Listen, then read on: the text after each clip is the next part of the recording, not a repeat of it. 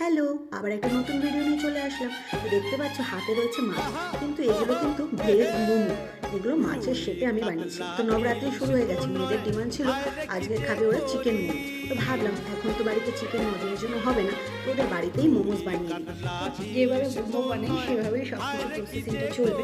তো আর আমার মেয়েরা যেহেতু বাঁধাকপি খেতে চায় না, তাই আমি বাঁধাকপিটা এখানে দিই, তার বদলে এখানে সেদ্ধ আলু ব্যবহার করেছি। আর বাকি সব তো তোমরা ভিডিওতে দেখতেই পারবে কী দিয়েছি না দিয়েছি, সেই জন্য আমি আর বললাম না যে কী দেওয়া আছে। ভিডিওটা দেখতে থাকো। মাছের শেপে বানিয়েছিলাম, তো বানানোটা খুবই সোজা।